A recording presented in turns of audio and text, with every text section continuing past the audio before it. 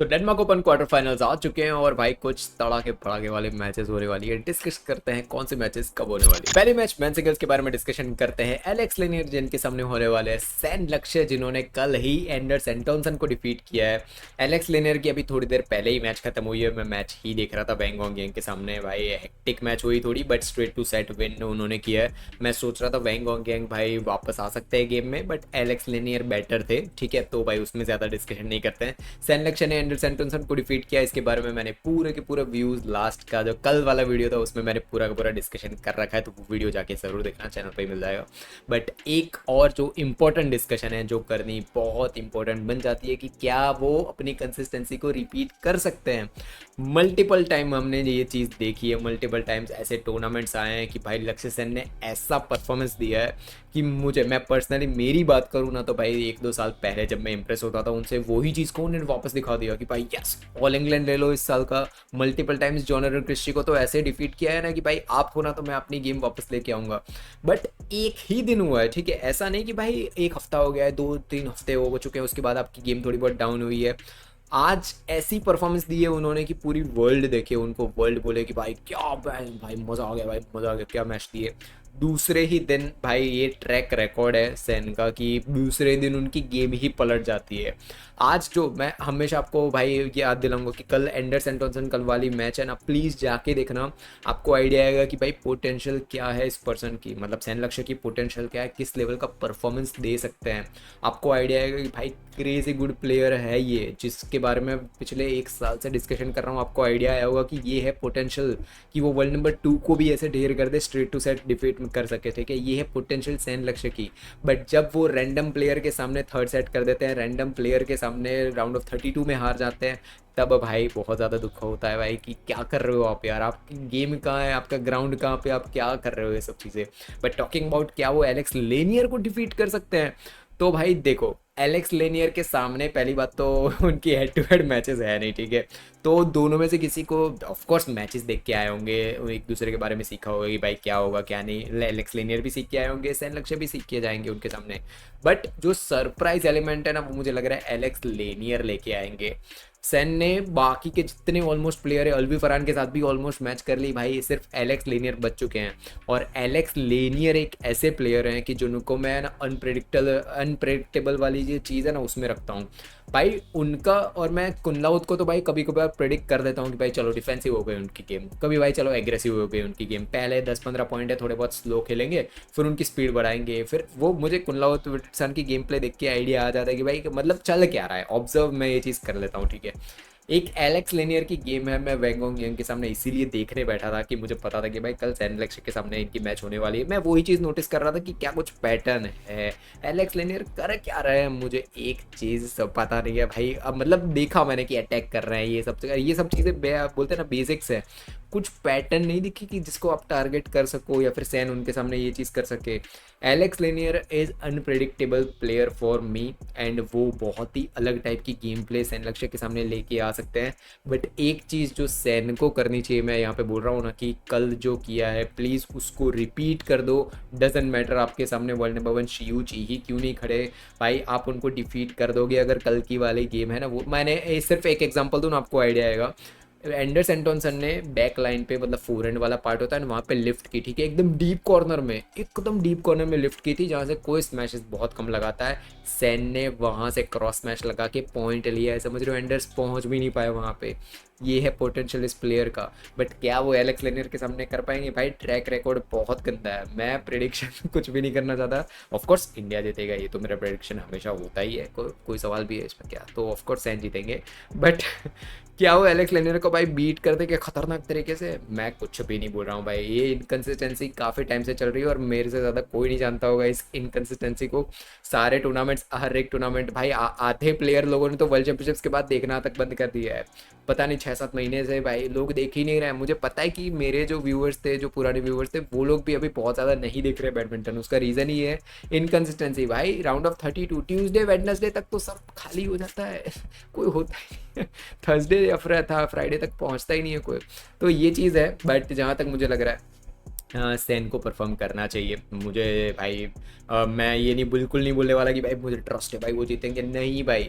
Inconsistency की peak level San ने दिखा चुके हैं, ठीक है, कि भाई आज क्या खेल रहे हैं, कल कुछ और जीत जाएंगे। मैं अभी भी बोलता हूँ इतनी पोटेंशियल है कि डेनमार्क ओपन की फाइनल भी वो जीत जाए। मैं ये क्लियर वर्ड बोलता हूँ यहीं पे। अभी प्रिडिक्शन लिखने हो, प्रिडिक्शन लिख लो।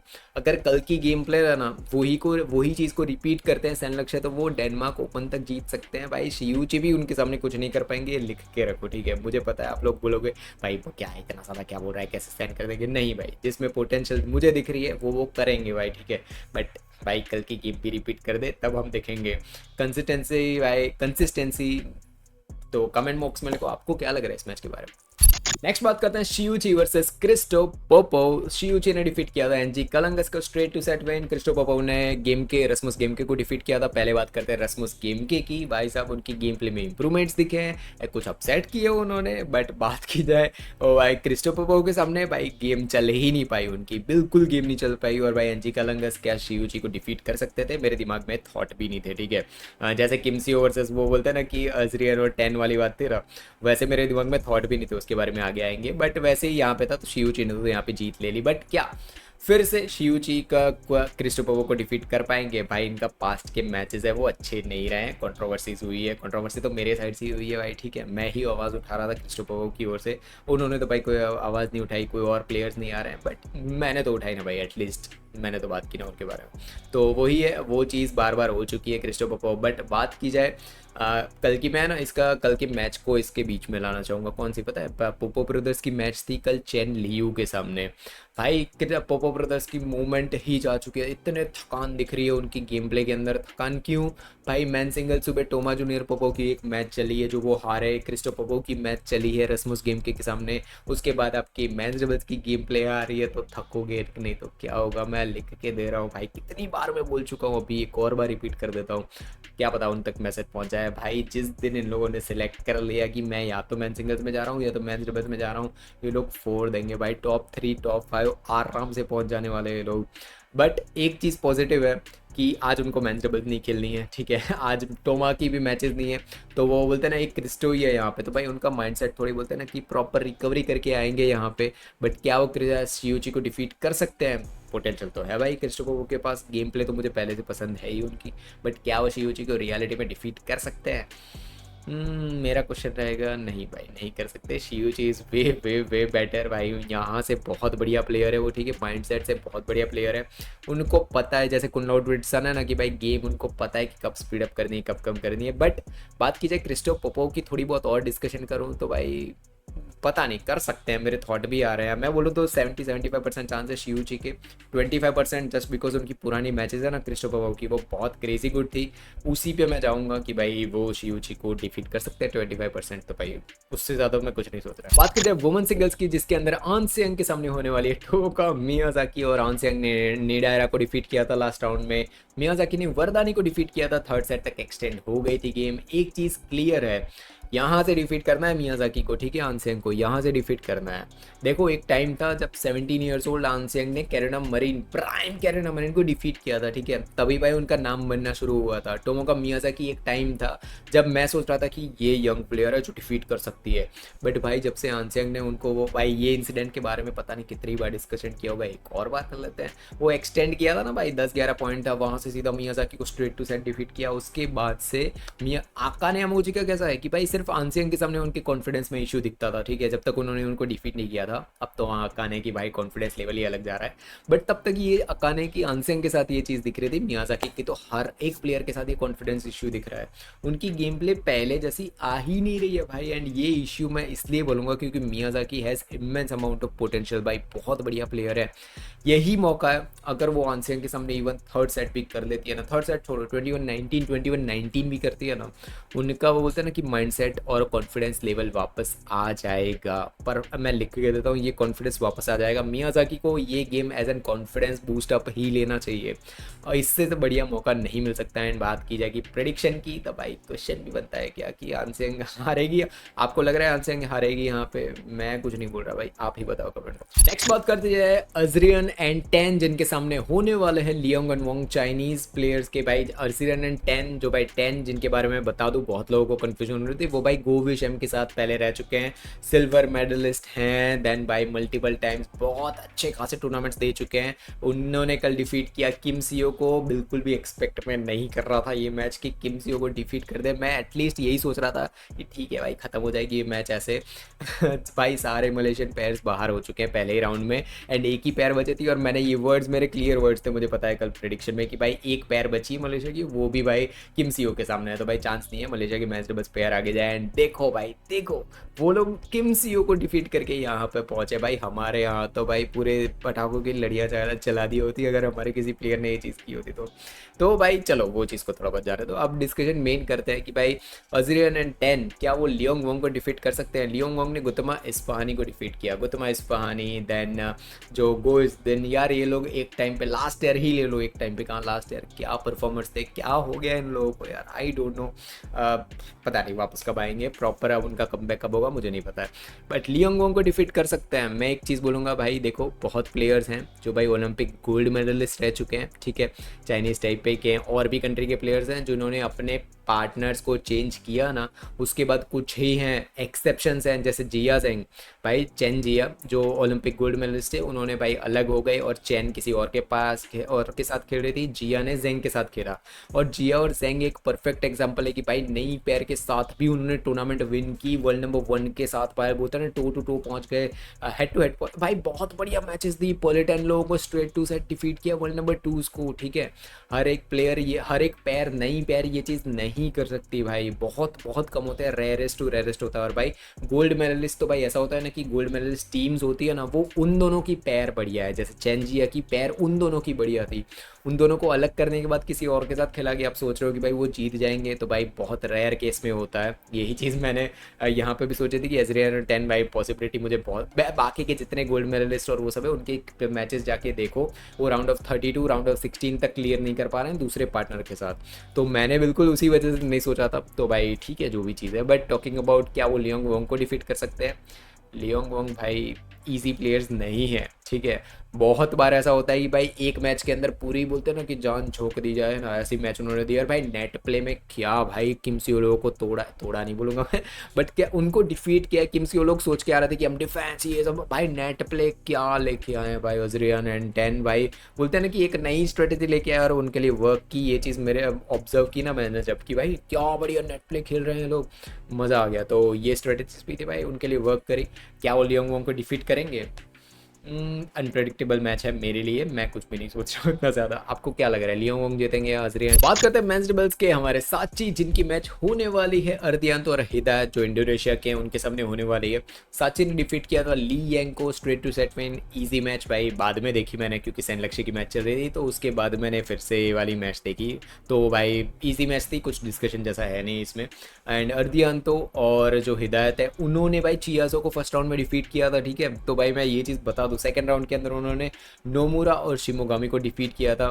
देखो यार एक चीज़ यहाँ पे डिस्कशन जैसी इसलिए बनती है, अर्दियांतो और जो हिदायत है ना उन्होंने चियासो को उनके अटैक में भी डिफीट किया था फर्स्ट। भाई मैं आपको रिकमेंड करूँगा अगर आपको देखना हो देख सकते हो, बट मैं इन शॉर्ट बता दूँ भाई चियासो की गेम है ना उसी में उनको डिफीट कर दिया, ठीक है। फर्स्ट सेट जो मैं उनकी मैच थी उसमें, तो अर्दियांतो ऑफकोर्स भाई कौन नहीं जानता अर्दियांतो को, बट हिदायत के साथ जो भाई गेम प्ले चल रही है, उनका कोऑर्डिनेशन चल रहा है भाई क्रेजी गुड, इम्प्रेसिव गुड है। बट क्या इतना इंप्रेसिव है कि वो साची लोगों को डिफीट कर दे? I don't think so. साची are way way way better. कुछ टाइम और ले लो। कल भाई लाइव सेशन में मुझे किसी ने बताया भी था कि वो लोग जीत जाए, लाइव सेशन में फिर कमेंट में किसी ने बताया था कि थर्ड से बोलते हैं हम थर्ड रैंकिंग पे पहुंच जाएंगे साची लोग अगर यहाँ पे जीतते हैं या फिर कहीं पे आते हैं तो आई होप वो चीज़ हो। साची लोग भाई मुझे तो फाइनल्स में चाहिए। एक ही पैर है समझ रहे हो, एक है इंडिया से जिनके बारे में मैं ऐसा 110% सोच रहा हूँ। जैसे हंसक के बारे में बोला ना कि भाई चांस भी है क्या, साची के बारे में ऐसा बन रहा है कि चांस भी है क्या, कोई और सामने उनके जीत भी सकता है। साची लोग यहाँ पे जीत रहे हैं। ओवर कॉन्फिडेंस बोल लो मेरा, बट मैं ये मेरा ओवर कॉन्फिडेंस नहीं है साची के रिलेटेड, बट उनका डेटा बोल रहा है, उनका परफॉर्मेंस बोल रहा है। परफॉर्मेंस बहुत बढ़िया दे रहा है, बस वो ग्रिमली वाला फिर से झटका ना दे। ये चीज़ मुझे बढ़िया लगी पहले तो, क्योंकि उन्होंने स्ट्रेट टू सेट्स डिफीट किया ली यांग को, वो चीज़ बढ़िया लगी मुझे। हो जाता है कभी कभी कुछ कोई नए पैर आ जाए ना तो उनकी गेम के साथ हो सकता है, बट डिफीट करना इनको बहुत ज़्यादा इंपॉर्टेंट बन जाता है अर्दियांतो और हिदायत। बात करते हैं वुमेन्स डबल्स की जिसके अंदर चेन जिया के सामने होने वाले अरिसा हिगाशिनो और इगाराशी और चियारू शिडे होने वाले हैं। चेन जिया ने डिफीट किया था एचएसयू सुंग को स्ट्रेट टू सेट विन, और इगाराशी और जो शिडे है उन्होंने डिफीट किया था टेन थिन्ना को। भाई क्या कि मैंने पूरा वीडियो बना रखा है, वो वीडियो जाके देखना, उसमें मैंने इन डिटेल डिस्कशन किया है, बोला था भाई ये चीज़ होने वाली है। बट टॉकिंग अबाउट क्या चेन जिया इगाराशी और शिडा को डिफीट कर सकते हैं, या फिर सेम गोज विद इगाराशी और शिडा, क्या वो चेन जिया को डिफीट कर सकते हैं? देखो मेरे कुछ थॉट्स हैं दोनों पेयर के रिलेटेड कि चेन जिया ये वो चेन जिया नहीं है जो भाई वर्ल्ड डोमिनेट करती थी वुमेन्स डबल्स को, ये वो चेन जिया मुझे नहीं दिख रही है, क्योंकि जिया है ना उनका कोऑर्डिनेशन लेवल बहुत बढ़िया बन चुका है जैंग के साथ, ठीक है। मैं अभी भी जाऊंगा, मैं अगर मुझे एक साल पहले अगर कोई बोलता था तो मैं बोलता नहीं, Chen Jia is the best player women's doubles player, इनके अलावा कोई भी नहीं है, ठीक है। बट लियू टेन बढ़िया है भाई, ऑफकोर्स वो बढ़िया है, बट मेरे लिए मेरे ऑब्जर्वेशन के थ्रू लियू टेन तो भाई उनसे ऊपर ही रहेंगे क्योंकि वर्ल्ड रैंक में भी है। बट गोल्ड मेडलिस्ट तो वो है, चलो उस चीज़ को थोड़ा बहुत साइड में रखते हैं। जो चीज़ है वो डिस्कशन के लायक वो ये है कि चेन एंड जिया भाई मैंने कभी भी इनके रिलेटेड कोऑर्डिनेशन इश्यूज नहीं देखे थे जो अभी दिख रहे हैं। भाई उनके बोलते हैं ना कि ऐसा लग रहा है कि चेन ऐसे ऐसे दिख रही है, भाई ये चीज़ मैंने कभी भी नहीं देखी।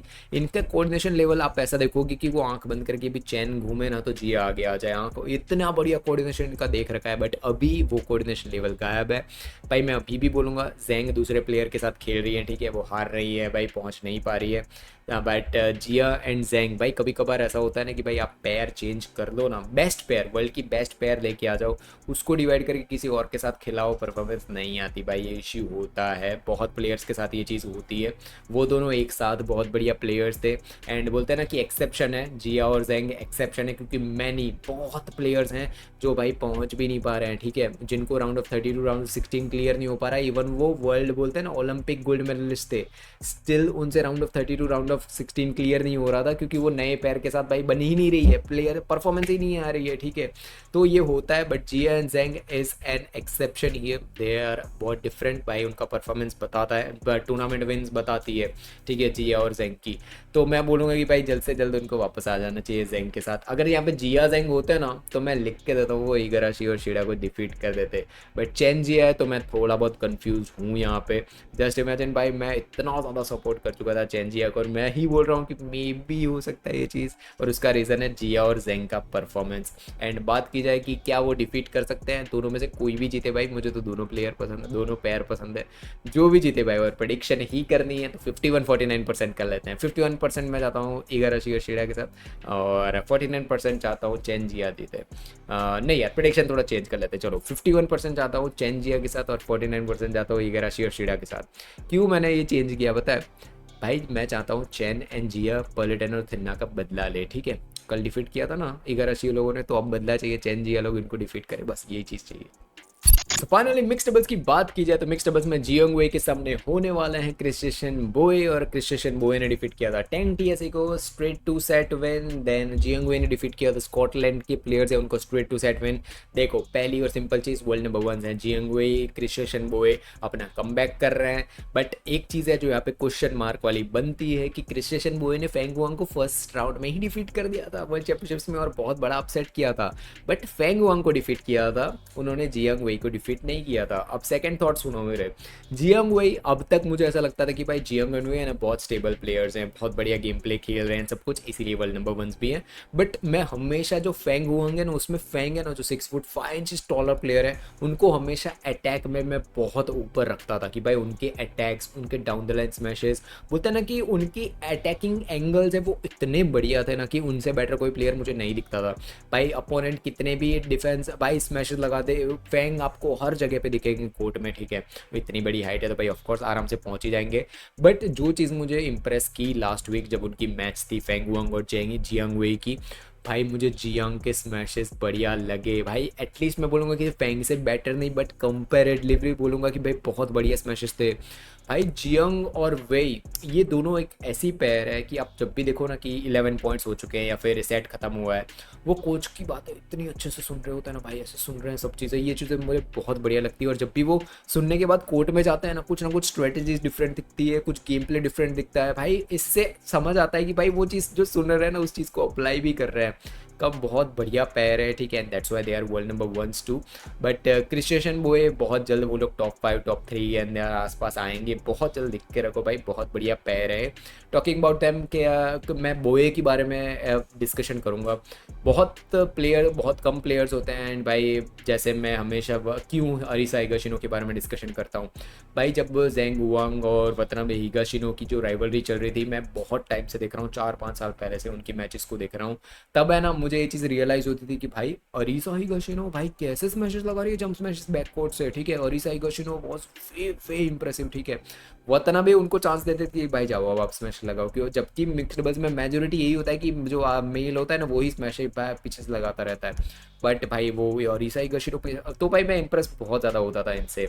एंड वहीं से कनेक्शन आता है बोए का, क्रिस्टियन बोए भाई, बोए भी बैक कोर्ट से बहुत बढ़िया अटैक करती है। बहुत कम प्लेयर्स हैं, जैसे हुआंग भी है ना, उनसे भी मैं अच्छा खासा, हुआंग जो फेंग की पार्टनर है, ठीक है, जेंग की नहीं फेंग की पार्टनर है, उनसे मैं इंप्रेस होता हूँ कि भाई क्या बढ़िया ये लोग अटैक को भाई संभालते हैं, कि भाई हम भी बैक कोर्ट संभालेंगे बहुत बढ़िया तरीके से, इंप्रेसिव। तो भाई ये है। एंड क्रिस्टियन बोए का कोऑर्डिनेशन के बारे में तो क्या वो थॉट भी बनता है। कौन जीतता है कौन नहीं उसमें से मैं इसमें तो बिल्कुल भी नहीं पढ़ने वाला हूँ, क्योंकि सिंपल रीज़न है, मुझे ये मैच को एंजॉय करनी है। बहुत बढ़िया मैच होने वाली, मैं अभी से बैड एसपी की जितनी भी कम्युनिटी है उनको रिकमेंड करूंगा ये मैच भूलना मत, बहुत बढ़िया मैच होने वाली है। कमेंट में लिख दो कौन सी मैच के लिए आप एक्साइटेड हो, एंड मिलेंगे नेक्स्ट वीडियो में, तब तक बाय बाय, चाहिए भाई। मैंने मेरी खुद की ही गेम के धज्जियां उड़ा रखी है, जब मैं खेलता था भाई मेरी गेम के खुद के एनालिसिस कर रखे हैं, इस वीडियो में जाके देखो भाई, आपको बहुत चीज़ें सीखने मिलेगी। आप भी अगर यही गलतियां कर रहे हो ना, तो आप भी इन चीज़ों को चेंजेस कर सकते हो, ये वीडियो क्लिक करो और बहुत सारी चीज़ें